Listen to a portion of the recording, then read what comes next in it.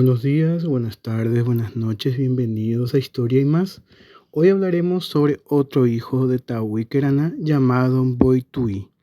Y aquí va su historia.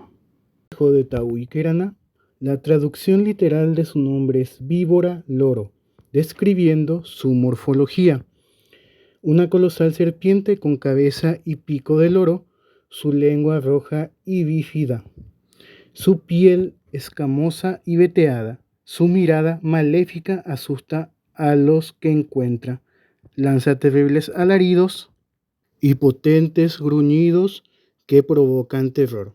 Sus dominios eran los humedales, protector de animales acuáticos y anfibios, del rocío, la humedad y las flores. Se dice que vivía entre rocas y peñascos, pero su real dominio se extendía por los grandes esteros. Desde antaño se cuenta que en los bosques de Tobatú, cerca del Cerro Caballú, existe una víbora de tamaño muy grande con una cabeza semejante a la de un loro. Se decía que este monstruo se arrastraba por la tierra y también podía volar a baja altura.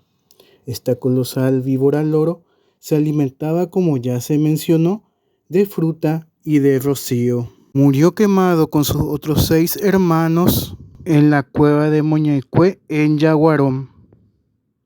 Don Ramón Elías, luego de recorrer varias localidades del interior y estudiar afanosamente las leyendas de nuestra tierra, modeló la estampa de Boitui que actualmente adorna el Museo Mitológico de Capiatá.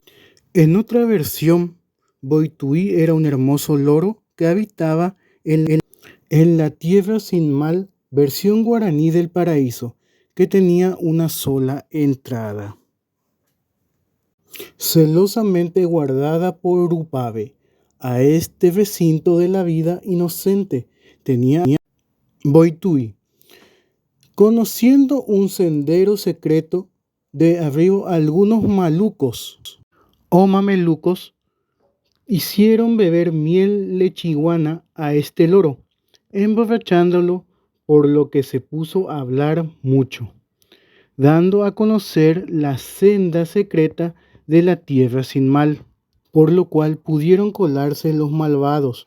Cuando Rupabe se dio cuenta de la entrada de extraños al paraíso guaraní, donde abundaban las frutas, halló a este loro totalmente ebrio, hablando sin cesar. Entonces, conociendo que él era el culpable, lo maldijo, condenándolo a perder la facultad de volar, sus alas atrofiadas convirtiéndose en patas. El parlero se convirtió en un reptil, una serpiente con pico de loro, siendo su alimentación en adelante los frutos de la naranja agria, conocida en guaraní como apepu.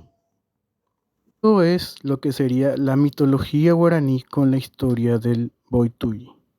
Puede ser que se pueda comparar con otras mitologías, tanto de la región o del mundo, pero es lo que por el momento se conoce. De alguna suerte de aparición en alguna parte del país, no se tiene ningún dato por este momento, pero quién sabe con los frondosos bosques que aún tenemos.